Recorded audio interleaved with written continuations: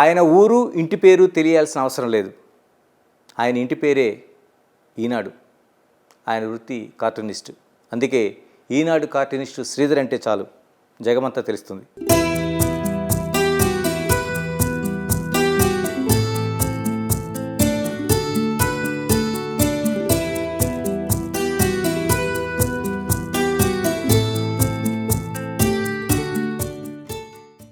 శ్రీధర్ గారు నమస్తే. నమస్తే అండి. కార్టూనిస్ట్గా మీ ప్రస్తావన వచ్చినప్పుడు ఈనాడు ప్రస్తావన రాకుండా ఉండదు. ఎందుకంటే అదొక సుదీర్ఘమైన ప్రయాణం మీది. అంటే ఈనాడు పేపరు ఎంతమంది టీపాయ్ మీద ఇళ్లలో చూస్తారో ఆ లోగో మాస్టర్ హెడ్ చూసిన తర్వాత నెక్స్ట్ చూసేది వార్త కాదు, కిందన ఉండే మీ కార్టూన్ చూస్తారు. అది అంతటి పెనవేసుకున్న అనుబంధం మీది. ఎలాగా అంటే కార్టూనిస్ట్ అవ్వాలనుకున్నారా, లేకపోతే అనుకోకుండా ఈ కార్టూనిస్ట్ ప్రయాణం ప్రారంభమైందా? నేను ఈనాడులో 42 ఏళ్ళు పనిచేశానండి. అన్నీ యాక్సిడెంట్సే. ఉద్యోగంలోకి వెళ్ళడం, కార్టూన్లు వేయడం ఆరంభించడం, ఇదంతా యాక్సిడెంట్స్గా జరిగాయి. ఊహించని పరిణామాలన్నీ కూడా. నాకు ఆజ్మా వచ్చింది. ఇది ఇంటర్మీడియట్ అయిపోయిన తర్వాత. అందరూ బ్రదర్స్ వాళ్ళు చదువుతున్నట్టుగా నేను చదువుకున్నా అంటే అంత బీటెన్ ట్రాక్లో వెళ్ళిపోతాం కదా. అట్లా వెళ్ళిపోతుంటే ఆజ్మా వచ్చింది. 1 ఇయర్ గ్యాప్ వచ్చింది. అదే పీరియడ్లో సితార అని ఒక పత్రిక ఉండేది, సినిమా పత్రిక, ఈనాడు వాళ్ళది. ఆ పత్రికలో లేఅవుట్ ఆర్టిస్టులు కావాలి, ట్రైనీస్ కావాలి అన్నారు. ట్రైనీస్ అంటే అప్పుడు నాకు తెలియదు, ట్రైనింగ్ ఇస్తారేమో, తీసుకెళ్ళి నేర్పిస్తారేమో అని. అయితే మా అన్నయ్య మాధవరావు ఆయన అప్లికేషన్ పెట్టారు నా తరఫున. ఇదేదో నీకు ఆర్ట్ అంటే ఇంట్రెస్ట్ ఉంది కదా, కొంచెం దాంట్లో ట్రైనింగ్ తీసుకోరాదా, కొంచెం ఇది అవుతుంది, మళ్ళీ నెక్స్ట్ ఇయర్ అకాడమీ దీంట్లో గ్రాడ్యుయేషన్లో చేరే ముందు తీసుకోరాదా అంటే సరే అని అప్లై చేశాను. వస్తుంది అనుకోలేదు. చాలా పెద్ద పెద్ద వాళ్ళు వచ్చారు అప్పుడు ఇంటర్వ్యూకి కూడా. మొత్తమే తీసుకున్నారు. తీసుకుంటే లేఅవుట్ ఆర్టిస్ట్గానే పనిచేస్తున్నాను. ఆ లేఅవుటు, లెటర్ రైటింగు, పేస్టింగు, ఆర్ట్ పుల్స్ తీసుకొని అతకు పెట్టడం, అదంతా చిరాగ్గా ఉండేది. వచ్చేది కాదు నాకు. లెటరింగ్ రాదు, ఇప్పటికి నా రాత బాగాలేదు. అయితే బాగాలేదు, వెళ్ళిపోమన్నారు. కొన్ని రోజుల తర్వాత 1 ఇయర్ 1-2 ఇయర్స్ అట్లా 1.5 ఇయర్ వర్క్ చేసిన తర్వాత వెళ్ళిపోమన్నారు. వెళ్ళిపోమన్నప్పుడు రామోజీరావు గారు పిలిచి కార్టూన్లు వేస్తామని అడిగారు. ఎందుకంటే అప్పటికి సితారకు కావాల్సిన కార్టూన్లు, విపులా చతుర వాళ్ళ పత్రికలకు కావాల్సిన కార్టూన్స్ ఈనాడు గ్రూప్లో ఉండేది. ఒకే ఆర్ట్ డిపార్ట్మెంట్, ఒకే అన్నిటికీ వర్క్ చేసేది అది. అటు విపులా చతుర, అన్నదాత, సితార, ఈనాడు, ఎవరికి ఏం అవసరం వచ్చినా ఆర్ట్ డిపార్ట్మెంట్ అనేది. అది సితార వసుంధర పబ్లికేషన్ కింద ఉన్నా కూడా అన్ని పనులు చేసేవాళ్ళం. అయితే అక్కడ కార్టూన్స్ అవసరం వచ్చినప్పుడు వేసేవాడిని. అవి చూశారు ఆయన. అవి చూసి పొలిటికల్ కార్టూన్లు వేస్తావా అని అడిగారు. అప్పటికి ముందు బాంబే నుంచి బొమ్మలు తెప్పించుకొని వీళ్ళు క్యాప్షన్స్ రాసేవాళ్ళు. అనుకోలేదు, కూర్చుంటే సడన్గా ఆయన పిలిచారు. అట్లా కార్టూన్లు వేయడం ఆరంభించాను. ఓ వారం రోజుల్లో స్టార్ట్ చేసేసాను. మళ్ళీ వచ్చేదాకా వేస్తూనే ఉన్నాను, ఒక్కరోజు కూడా ఆగకుండా. ఆ తర్వాత తెలుగుదేశం పార్టీ పెట్టడం అదంతా అయినాక అప్పటిదాకా కార్టూన్లు వేస్తున్నాను. పెద్ద ఆయన పాపగారని ఉండేవారు, ఆయన వెళ్ళిపోయారు, రిజైన్ చేసి వెళ్ళిపోయారు. ఆయన ఏదో పత్రిక పెట్టారు. తర్వాత రిజైన్ చేసి వెళ్ళిపోతే ఆ పెద్ద కార్టూన్లు కూడా నన్నే వేయమన్నారు. అయితే అది కూడా వేయడం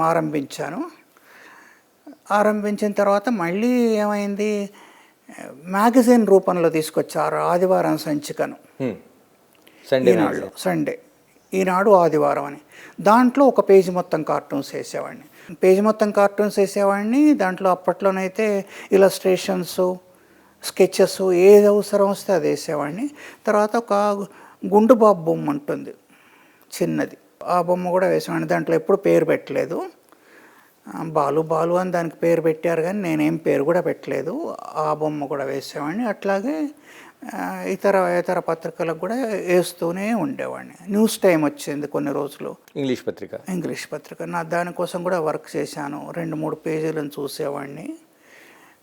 దాంట్లో కామిక్స్ వేసేవాడిని. మహాభారతం మొత్తం వేసాను. తర్వాత పంచతంత్రం మొత్తం వేసాను. 2 కామిక్స్లో వేసాను. ఇట్లా అనుకోకుండా జరిగితే వేయగలిగింది చేయడం, లేకుంటే లేదు. సార్, మీరు కార్టూన్లు చూస్తే అంటే కార్టూన్లు వేయటం చాలామంది వేస్తారు, ఒక్కొక్క రేఖ ఒకలా ఉంటుంది. మీది శ్రీధర్ గారిది చూస్తే ఆ వ్యక్తి పొలిటికల్ లీడర్, అటు ఎన్టీఆర్ కావచ్చు, లేకపోతే ఇందిరాగాంధీ కావచ్చు, రోషయ్య కావచ్చు, చంద్రబాబు నాయుడు కావచ్చు, వాళ్ళలో ఉండే ఏదో ఒక చిన్న మేనరిజం, అంటే ఒక హాస్యాన్ని పలికిస్తూనే ఆ వ్యంగ్య చిత్రంలోన ఇలాగే ఉంటారు కదా అనిపించేలాగా ఉంటుంది. కార్టూన్లు చాలా మనం చూస్తుంటాం, చాలామంది కార్టూన్. అంటే దానికి ఏమైనా మీకు సహసిద్ధంగా వచ్చిందా, లేకపోతే అది దానికోసం ప్రత్యేకంగా ఏమైనా చేశారా? సహజ సిద్ధంగా ఏది రాదండి. మనం ఉన్న ఎన్వైరన్మెంట్ని బట్టి మనకు వస్తుంది. అట్లా ఏంటంటే ప్రాక్టీస్ చేయడం అండి.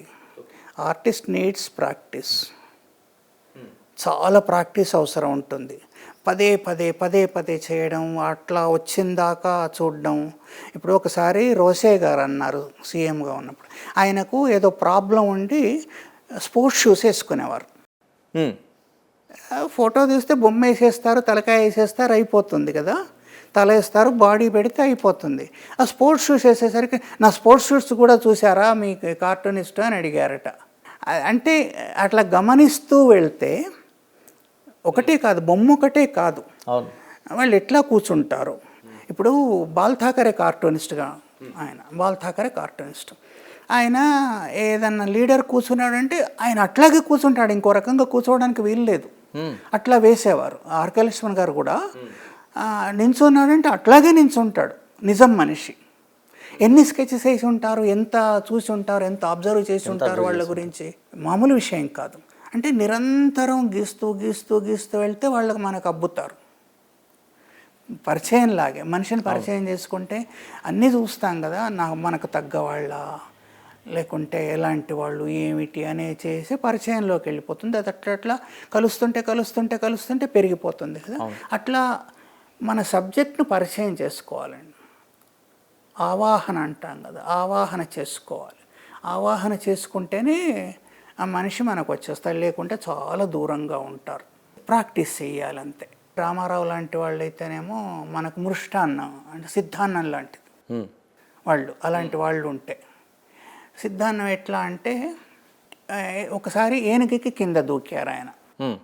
తర్వాత అందరూ ఏం చేస్తారు, ఆపోజిషన్ వాళ్ళను క్రిటిసైజ్ చేస్తారు, ఎక్స్ పార్టీ వాళ్ళని క్రిటిసైజ్ చేస్తారు.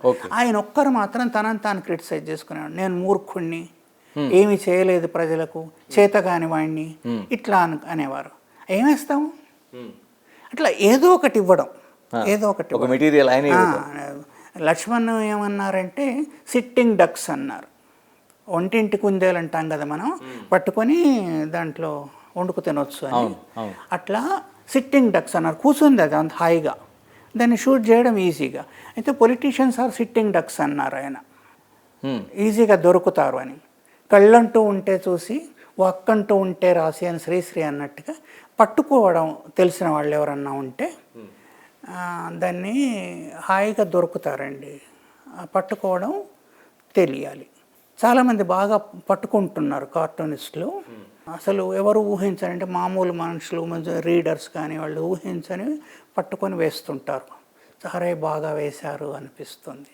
ఇలా ఈనాడుకు సంబంధించిన ఇది సంగతి అని ఉండేది.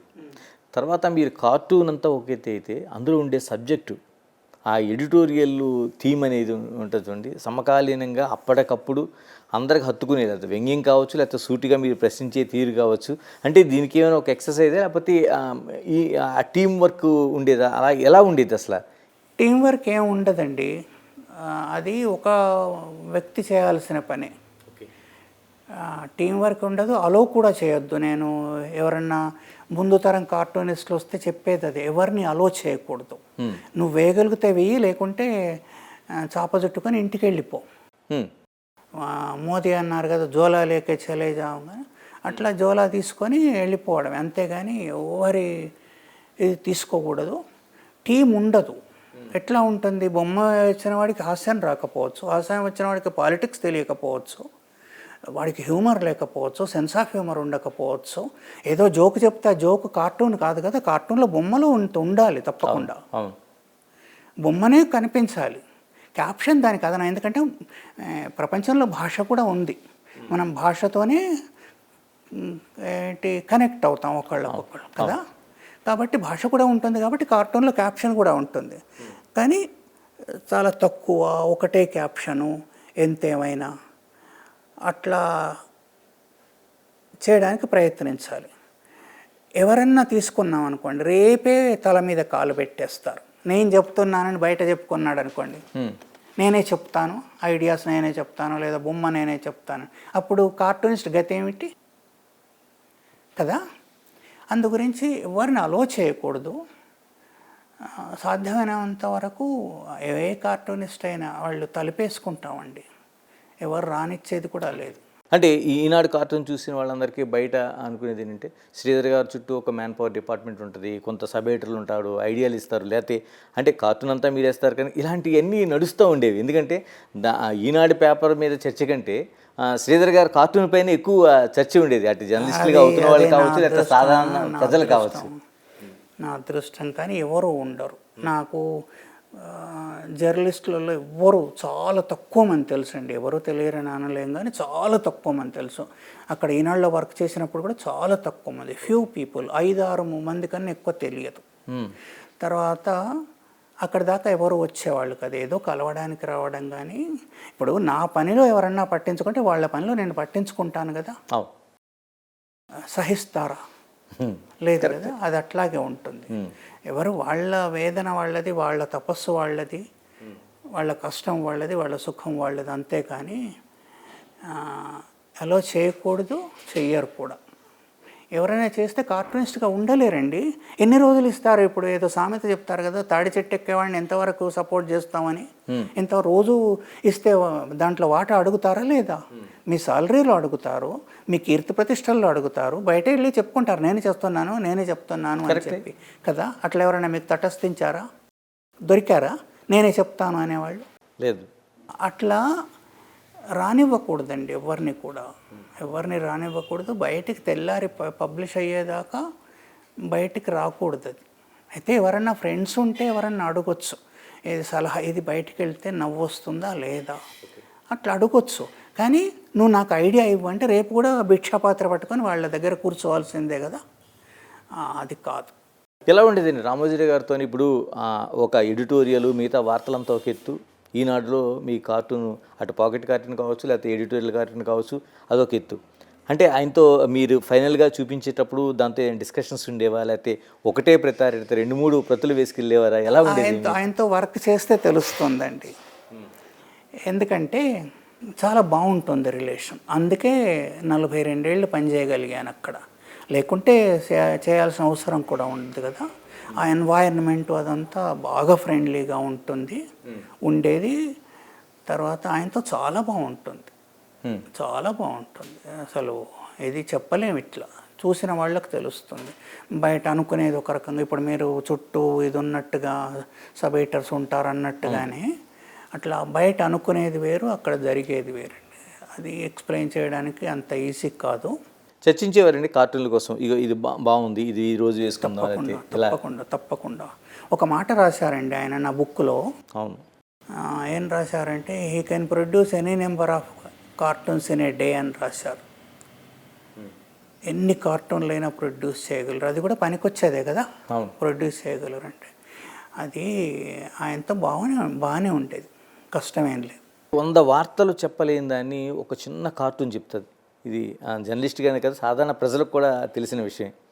మరి ఇలాంటి సమాధానం చెప్పగలిగినప్పుడు శ్రీధర్ గారికి బెదిరింపులు వచ్చి ఉండొచ్చు, లేకపోతే భయపెట్టే పరిస్థితులు ఉండొచ్చు, ఇలాంటి ఏమైనా జీవితంలో జరిగినాయండి ఏమైనా?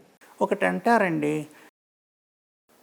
శోకస్థాన సహస్రాన్ని భయస్థాన శతానిచ అంట.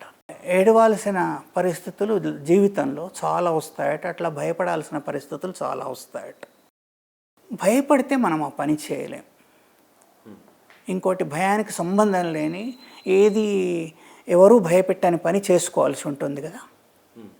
ఉంటాయి, భయపెట్టే వాళ్ళు ఉంటారు, మనం భయపడితే వెనక్కి వెళ్ళిపోతాం కదా. పారిపోయే వాళ్ళని ప్రతివాడు తరుముతాడు. భయాలు అన్నీ ఉంటాయండి, ఎగుడు దిగుడు భయాలు. అంటే 40 ఏళ్ల ప్రస్థానంలో అప్స్ అండ్ డౌన్స్ ఉంటాయి, ఉండవనట్లేదు మనం. అవి నాకే ఉన్నాయంటే నాకు కాదు, అందరికీ ఉంటాయి. జీవితంలో కూడా మనం తలపేసుకొని కూర్చున్నా దొంగ రావచ్చు కదా, చెప్పలేము. అదంతా సీరియస్గా తీసుకోవాల్సిన అంశం కూడా కాదు అది పెద్దగా. శ్రీధర్ గారు 42 ఏళ్ల మీ ప్రస్థానంలో, కార్టూన్ ప్రస్థానంలో, అంటే ఒక వ్యక్తిని వ్యక్తిగతంగా మీకు ఏ ప్రమేయం లేదు, కేవలం వృత్తిపరంగా ఒక జర్నలిజం లాగా కార్టూనిజం చేశారు మీరు పూర్తిగా. ఇలాంటి సమయంలో ఉన్నది అంటే ఒక ఎన్టీఆర్ని తీసుకుంటే ఒక దేవుడిగా, ఒక రాముడిగా, కృష్ణుడిగా ఇన్ని రూపాల్లో చూపించారు మీరు. అదే ఎన్టీఆర్ని అంటే స్త్రీ రూపంలో వస్త్రాలు కట్టుకుంటే ఎలాగో చూపించగలిగారు. అదే ఎన్టీఆర్కి వస్త్రాలు లేకుండా కూడా చూపించగలిగారు. ఇన్ని వెళ్తున్నప్పుడు మీ మానసిక సంఘర్షణ, ఎందుకంటే మీకు వ్యక్తిగతంగా వాళ్ళతో ఏమీ లేదు అసలు, మీకు అది కాదు అసలు. నిజమే, వ్యక్తిగతంగా ఎవరితో ఏది ఉండదు. ఎలా ఉండేదండి అసలు మీకు ఆ పరిస్థితుల్లోన? ఇప్పుడు సిచ్యువేషన్ వస్తుందండి, సిచ్యువేషన్కు కార్టూనిస్ట్ ఎట్లా రియాక్ట్ అవుతాడు, హ్యూమన్ బీయింగ్ కాదు కదా. ఇప్పుడు ఆపరేషన్ చేస్తున్న డాక్టరు కట్ చేస్తే బ్లడ్ వస్తుందేమో, రక్తం బయటకు వస్తుందేమో అంటే చేయగలరా కదా. అయితే వివిధ రూపాలు అవసరం వచ్చినప్పుడు ఒక్కోసారి ఒక్కో అవసరం వస్తుంది. అవసరం వచ్చినప్పుడు అన్నీ తీసుకుంటాం కదండి, ప్రతిదీ వాడుకుంటాం కార్టూన్లో. ఆయన చేసిన పనులకే కానీ నేను ఆయనకు ఆపాదించింది ఏముంది, లేదు కదా. చీర కట్టడం తప్పేం కాదు, ఎందుకు అవుతుంది? చీర కట్టుకునే వాళ్ళంతా తప్పు చేస్తున్నారా? ఆయన కట్టుకున్నది కట్టుకుంటారు, వేషం వేస్తే చీర కట్టుకుంటాం, కట్టుకోవాలనుకుంటే కట్టుకుంటాం. చీర కట్టుకోవడం తప్పు కాదు, చీర ఎవరికైనా కట్టడం తప్పననే భావన కూడా తీసేసుకోవాలి మన లోపల నుంచి. ఎందుకంటే మనలో సగం మంది చీరలు కట్టుకుంటున్నారు, తప్పేమిటి? కార్టూన్కి అవసరం వచ్చినప్పుడు వేసుకుంటామండి. పిల్లలకు 200 మిల్లీలీటర్ల పాలు ప్రతిరోజు ఇస్తానన్నారు ఎన్టీఆర్. అంటే ఆయన్ను అందరి పిల్లలకు పాలు తాగిస్తున్నట్టుగా పెట్టాను, తప్పే ఉంది? గొప్పవాడు చేయడా కదా బిడ్డకు పాలు పట్టడం అంటే. మరి చీర కట్టకుంటే ఏం కడతాం కదండి. అట్లా చీర కట్టడంగానే తప్పు కాదు, కట్టకపోవడం కూడా తప్పు కాదు. అంతా అయినాక కూడా లాస్ట్లో at the end of day it's a cartoon. అది గుర్తుపెట్టుకోవాలి, కార్టూనే అది. మిమ్మల్ని నొప్పించడానికి కాదు, నవ్వించడానికి. మిమ్మల్ని నొప్పించడానికి కాదు, పరిస్థితులు తెలియజేయడానికి. మీరు ఇట్లా ఉన్నారు సార్ అని చెప్పడం, అంతే అవుతుంది. అంతేకాని అదేది రాజుగారి దేవతా వస్త్రాలు అంటారు కదా, ఎవరో చెప్పాలి కదా రాజుగారు ఏం వేసుకోలేదని. అట్లా ఎవరో ఒకటి చెప్పాలంటే అది కార్టూనిస్ట్ చేస్తాడండి ఆ పని. అక్కడ పిల్లవాడు చేశాడు రాజుగారి కథలో, ఇక్కడ కార్టూనిస్ట్ చేస్తాడు. మీరు ఇట్లా ఉన్నారు సార్ అని చెప్పడం అంతే.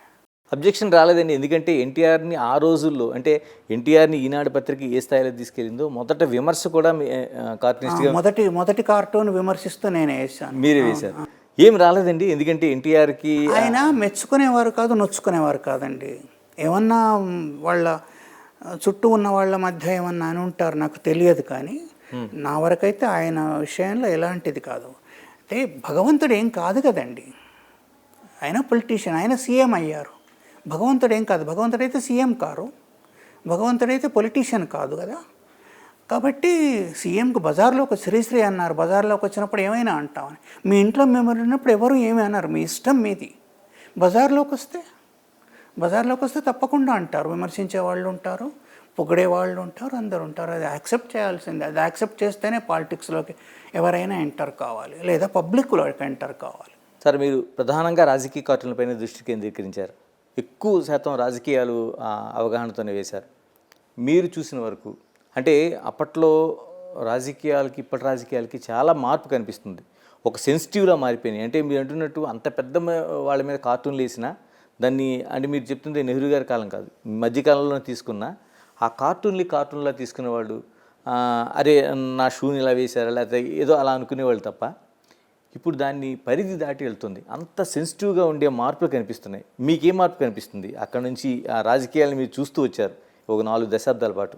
చాలా మార్పు ఉంది, బాగా సెన్సిటివ్ అయింది సమాజం, బాగా సెన్సిటివ్ అయింది. మా వాళ్ళపైన వేయకూడదు, మా దేవుళ్ళపైన వేయకూడదు, దేవుళ్ళు వీళ్ళ సొంతమైనట్టుగా ఇది వేయకూడదు, అది వేయకూడదు, ఇది వేస్తావా అది వేస్తావా. కొన్ని జంతువులను కూడా మాదే అనుకోవడం, కొన్ని చెట్లను మాదే అనుకోవడం, కొన్ని ప్లేస్లు మాదే అనుకోవడం, ఇట్లా వేస్తావా అట్లా వేస్తావా అని చెప్పి చాలా సెన్సిటివ్ అయిపోయింది. అట్లా సెన్సిటివ్ ఎందుకుందో వాళ్ళకు వాళ్ళు ఊహించుకోవాలి, వాళ్ళకు వాళ్ళు వితర్కించుకోవాలి. ఎందుకు ఇట్లా అయింది, దినదినం ఎందుకు ఇట్లా బండబారిపోతున్నాం, కళలను గౌరవించలేని దశకు ఎందుకు చేరుతున్నాం మనం అనేది బాగా అర్థం చేసుకోవాలి. తర్వాత వాళ్ళు ఎవరు ఒకళ్ళ మీద మీరు ఇట్లా బట్టలు వేసుకోవాలి, మీరు ఇది తినాలి, మీరు ఈ పని చేయాలని శాసించడానికి వాళ్ళెవరు? వాళ్ళని నేను శాసిస్తాను కదా, వాళ్ళు అట్లా అంటే తప్పకుండా. అక్కడి నుంచి మీ ఊరి నుంచి మా ఊరికి ఎంత దూరం, మా ఊరి నుంచి మీ ఊరికి అంత దూరం కదా. అట్లా కాకుండా మేము అధిపతులము, మేము చేయగలము, మేము శాసిస్తాము, నువ్వేం తినాలి, నువ్వేం కట్టుకోవాలి అని ప్రతిదీ ఒక గిరులు గీయడం. గిరులు గీసి ఇదివరకు చాలా స్వేచ్ఛగా వేయగలిగే కార్టూనిస్టులు ఇప్పుడు ప్రతిదీ వస్తారేమో, ఎవరన్నా కొడతారేమో. ఫ్రాన్స్లో వెళ్ళారు కదా, 4 కార్టూనిస్టులను చంపేసి వెళ్ళిపోయారు, హత్య చేశారు. ఢిల్లీలో కూడా ఇఫ్రాన్ హుస్సేన్ అని ఉండేవారు కార్టూనిస్ట్, ఆయన్ని కూడా చంపేసి కొత్త కారు కొనుక్కొని వస్తున్నాడు ఆ రోజు. అంటే చాలా కాలం కింద, 20 ఏళ్ల కింద సంఘటన. కొత్త కారు కొనుక్కొని వస్తుంటే ఆ కారును కూడా పగ తీరక కారును కూడా బురదలో వేసి దాన్ని పగలగొట్టి ఆయన హత్య చేశారు. అట్లా రాను సెన్సిటివ్ అవుతుంది. ఏమవుతుంది, మనుషులు హంతకులుగా తయారవుతున్నారు, ఆ కళలను ఆస్వాదించలేని పశుదశకు వెళ్ళిపోతున్నారు. ఖచ్చితంగా చెప్తాను, భయం లేకుండా చెప్తున్నాను. అది పశుదశకు వెళ్ళిపోవడమే కానీ ఆస్వాదించడం కాదు. మీ క్యారికేచర్ గీసి ఇచ్చామనుకోండి, ఆనందిస్తారా, అటాక్ చేస్తారా? అది ఎవరికి దొరుకుతుంది? దొరకదు కదా, సాధారణంగా దొరకదు. ఇప్పుడు లక్ష్మణ్ గారు వారికి నా బొమ్మ వేసి ఇచ్చారనుకో, నాకు అంత అదృష్టం ఏముంటుంది? ఉండదు కదా. అట్లా రాను సెన్సిటివ్ అయిపోతుంది. దాన్ని ఏం చేస్తున్నారంటే సొంత ప్రయోజనాల కోసం, రాజకీయ ప్రయోజనాల కోసం ఎక్కువ చేస్తున్నారు కానీ తగ్గించడానికి అస్సలు ప్రయత్నించట్లేదు. కాదు నాయన, ఇది కార్టూన్ అంటే నవ్వించడానికి, అదేం నిన్ను వచ్చి ఫైట్ చేయట్లేదు, కొట్టట్లేదు, హత్య చేయట్లేదు కదా. నీలో మార్పు తీసుకురావడానికి యాక్చువల్గా అయితే అంత కూడా చేయట్లేదు. ఇవాళ చచ్చిపోతుంది అది, రాత్రికి రేపు ఇంకో కార్టూన్ వేసుకోవాలి వాడు కదా, దీని గురించే మర్చిపోతాడు కదా. అయితే ప్రతి విషయంలో కూడా అన్ని విషయాలు, ఇది ఇట్లా చేయొద్దు, అది అట్లా చేయొద్దు, ఇట్లా ఉండొద్దు, అట్లా ఉండొద్దు. ఎట్లా ఉండాలి? శ్రీధర్ గారు, అంటే ఇంత సున్నితంగా అయిపోయిన తర్వాత దానికి ఒక మతాన్ని కానీ, కులాన్ని కానీ, దైవత్వాన్ని కానీ, ఇన్ని జోడింపులు జరుగుతూ రాజకీయాలు నడుస్తున్నాయి, ప్రజల ఓటింగ్ నడుస్తుంది, పరిపాలన నడుస్తున్నాయి. ఇలాంటి దాంట్లో ఒక ఆర్కే లక్ష్మణ్ కానీ, లేకపోతే ఒక శ్రీధర్ గారు కానీ, అలాంటి పరిస్థితులు ఇప్పుడు భవిష్యత్తు కార్టూనిస్టులకు ఉండే అవకాశం ఉందా? అంటే నిశ్చితంగా విమర్శిస్తూ చేసే అవకాశం. స్ట్రగుల్ చేయాలి, పోరాటం చెయ్యాలి. ఉండడానికి ఇప్పుడు బతుకు పోరాటం అంటాం కదా. మనం అన్నం తినాలి, అన్నం తినడానికి ఏం చేస్తాం? ఎవరినో పోయి జాబ్ అడుగుతాము, ఇంకా ఆయన ఇవ్వకుంటే ఇంకొకరిని అడుగుతాము కదా, లేకుంటే బయట ఏదన్నా వర్క్ చేసుకుంటాము, చిన్న షాపో ఏదో పెట్టుకుంటాం. ఇదంతా చేస్తుంటాం అంటే స్ట్రగులే కదా అది. తర్వాత మన అవసరాలకు, మన ఆదాయానికి అందదు, స్ట్రగులే కదా అది. అట్లాగే జీవితపు పోరాటంలాగే అక్కడ కూడా పోరాటం చేయాల్సి ఉంటుంది. ఆర్టిస్టులు చేయాల్సి, జర్నలిస్టులు చేయాలి, అందరూ చేయాలి. తర్వాత మేధో సంపన్న వంతులంతా కూడా చేయాలి, మేధావులంతా చేయాలి. చేస్తే ఒక పరిపూర్ణమైన సమాజం ఏర్పడుతుంది. బుద్ధ భగవానుడు చెప్పాడు కదా, జీవితాంతం అహింస కోసం చేశాడు కదా, ఇంత చిన్న చీమను కూడా నొప్పించొద్దన్నాడు కదా, స్ట్రగుల్ చేశాడు కదా. పుష్పమిత్ర శుంగు అనే ఆయన బౌద్ధాన్ని నిర్మూలించడానికి ప్రయత్నించారు, అయినా స్ట్రగుల్ చేసి నిలబడ్డారు కదా. ఇప్పటికి కూడా బౌద్ధం ఉంది కదా, దేశాల్లో ఉంది, ఇక్కడ ఒక్క చోటే కాదు. స్ట్రగుల్ అవసరం. అంటే ఇప్పటికే జర్నలిస్టులు, కార్టూనిస్టులు, రైటిస్టులు, లెఫ్టిస్టుల కింద విడిపోయిన ఈ పరిస్థితుల్లోన మీరంటున్న విశ్వమానవుడిగా జర్నలిస్ట్ కానీ, విశ్వమానవుడిగా కార్టూనిస్టు కానీ ఉండే అవకాశాలు ఉన్నాయంటారా? ఎందుకు ఉండదు? తప్పకుండా ఉంటుంది. విడిపోయారు కదా, వీళ్ళు ఇదిగా ఉన్నారు కదా, వాళ్ళు ఉన్నట్టే వీడు ఉంటాడు. ఎందుకు ఉండరండి? ఉంటారు. ఒక థీసిస్ ఉంటే దానికి యాంటీ థీసిస్ తప్పనిసరిగా ఉంటుంది. వేదకాలం నుంచి చూడండి మీరు, లేకుంటే యూరప్లో చూడండి, వ్యతిరేకత ఉంటూనే ఉంటుంది, తప్పకుండా ఉంటుంది. మీ లైఫ్లో బాగా నచ్చిన కార్టూన్, లేకపోతే మీరు వేసిన తర్వాత నొచ్చుకునే కార్టూన్ ఏదైనా ఉందా ఇన్ని సంవత్సరాల ప్రయాణంలో? అట్లా ఏం ఏ రోజుకి ఆ రోజేనండి, ఏ రోజుకి ఆ రోజే. అప్పుడు పేయలేంది అనుకోండి, పబ్లిక్లో అంటే పాఠకుల్లో బాగా నచ్చింది అనుకోండి, ఆహా ఓహో అని కొంచెం ఆనందం కలుగుతుంది, రేపు ఇంతకన్నా బాగా వేయగలనేమో అని అనిపిస్తుంది. కొన్నిసార్లు బాగా చాలా బాగా వేశాను అనుకున్న కార్టూన్ స్టేల్ అయిపోతుంది, ఇవాళకి ఇవాళ స్టేల్ అయిపోతుంది. చెప్పుకోవడానికేమో అంటే కదిలించిన కార్టూన్స్ ఉంటాయండి. ఆ కదిలించిన కార్టూన్స్ కొన్ని ఉంటాయి. ఒకసారి వినాయకుడి పాలు, ఇదివరకు అదే చెప్పాను, చర్విత చర్వణం అవుతుంది. వినాయకుడు పాలు తాగుతున్నాడని పుకార్లు వచ్చాయి, అంత పాలు పడుతున్నారు వెళ్ళి. అయితే నాకు పోస్తే నేను తాగుతానని ఒక కార్టూన్ వేసాను. చిన్న పిల్లవాడు, రిప్స్ అన్నీ బయటకు వచ్చాయి, పేదవాడు, నాకు పాలు పోస్తే నేను తాగుతాను, వినాయకుడు మాత్రమే కాదు అని అడుగుతున్నాడు అక్కడ లైన్ దగ్గర నిల్చొని. అది ఒక కార్టూన్ వేసి దాన్ని పక్కన పెట్టేసి మళ్ళీ అది చూసి బస్సులో ఇంటికి వస్తున్నవాడిని, అప్పుడు బస్సులో కమ్యూట్ చేసేవాడిని, ఇంటికి వస్తున్నవాడిని మళ్ళీ వెళ్ళేసా. దానికి మంచి రెస్పాన్స్ వచ్చింది. డాక్టర్ కపుల్ వచ్చి మాకు ఒక దారి చూపించండి అని అడిగారు. నేను మార్గదర్శకుడిని కాదు కదా, కార్టూన్ వేసి ఊరుకున్నాను. అట్లాంటి కార్టూన్లు 2-3 ఉంటాయండి, తప్పకుండా ఉంటాయి, ప్రతి వాళ్లకు ఉంటాయి. మర్చిపోకుండా ఉండే కార్టూన్స్, నవ్వించే కార్టూన్స్ అట్లా ఉంటాయి, తప్పకుండా ఉంటాయి. శ్రీధర్ గారు 42 ఏళ్ల పాటు ఈనాడు సుదీర్ఘ ప్రయాణం చేసిన తర్వాత ఆ మధ్యలో ఎన్ని అవకాశం వచ్చినా వెళ్ళలేదు, బయటకు వచ్చిన తర్వాత కూడా ఇంకొక ఆర్గనైజేషన్ తలుపు తట్టలేదు, వాళ్ళు తట్టినా మీరు తీయటం లేదు. ఏంటి అంత, ఎందుకు అంత, అంటే మీరు ఆ కమిట్మెంట్ ఏంటి దానికి? లేదండి, వేయొద్దు అనుకున్నాను, ఇక చాలా అనుకున్నాను. కార్టూన్స్ డయ్యంగ్ అంటారు కదా, వేసి స్టేల్ అయిపోయి ఇక నేను వెయ్యలేను అని, వేయలేడు శ్రీధర్, ఇంకా కార్టూన్లు వేయలేడు, చెత్త వేస్తున్నాడు అని అనిపించుకునే కన్నా, ఇంకా శోభన్ బాబు గారు ఒకసారి అన్నారు, హీరోగా ఉన్నప్పుడే ఆయన రిటైర్ అయ్యారు, అందరిలాగా పెద్ద పాత్రలు అవన్నీ తండ్రులు చేయలేదు ఆయన. డయ్యంగ్ అని ముందు వేస్తున్న కాలంలోనే విరమించుకుంటే కొంచెం బెటర్గా ఉంటుంది అనుకున్నాను, అంతకు మించి ఏం లేదు. ఇలా ఇప్పుడు సోషల్ మీడియా వచ్చిన తర్వాత మీ కార్టూన్లు మీకే కనిపిస్తున్నాయి, అనేక సందర్భాల్లో కనిపిస్తున్నాయి. ఏమనిపిస్తుంటుంది? ఏమనిపిస్తుంది, మనకు కనిపిస్తే బాగుంటుంది, అంటే సందర్భోచితంగా వాళ్ళు ప్రజెంట్ చేస్తున్నారు, వాళ్ళు ఉపయోగించుకుంటారు. ఏమనిపిస్తుంది, బాగుంటుంది, ఇంకా ఉంది కదా కార్టూన్ అనిపిస్తుంది, దానికి ప్రాణం ఉంది అనిపిస్తుంది, అంతే.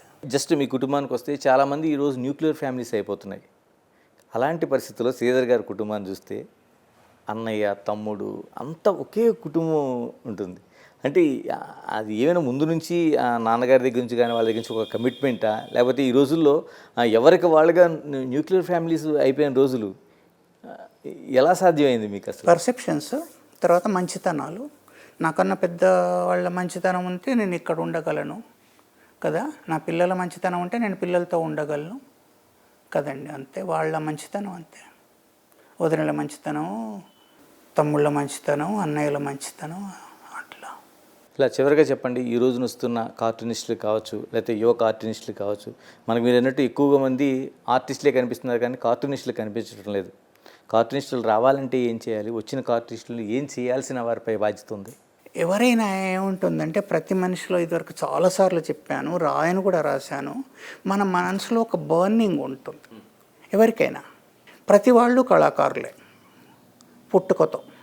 ఇంకా మన అవకాశాలు ఇదంతా బట్టి వేరు అయిపోతాం. మన లోపల ఉన్న కళాకారుని చంపేస్తాము, ఇచ్చేస్తాం. కొందరు అణచలేక కళాకారులుగానే ఉంటారు, కష్టనిష్ఠురాలు భరిస్తూ కూడా. ఆ వెదుకులాట ఉంటుంది. వెదుకులాటతోనే ఏం చేస్తారంటే అటువైపు పరిగెత్తుతుంటారు, ఏది ఎక్కడ దొరుకుతుందో అని చెప్పి పరిగెత్తుతుంటారు.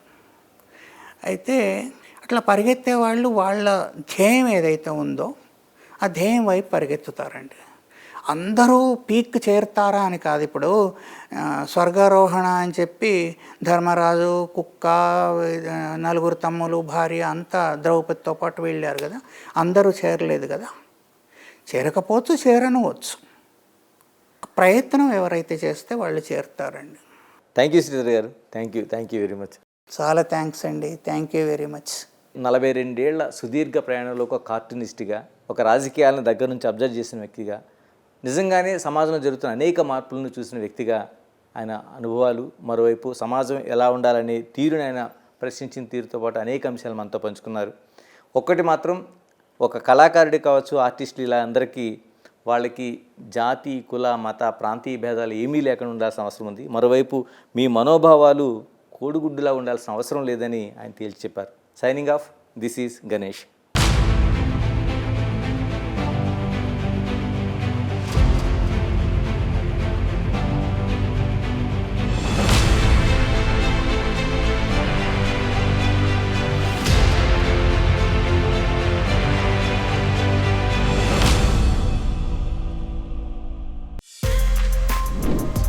For more videos like this, subscribe Big TV channel.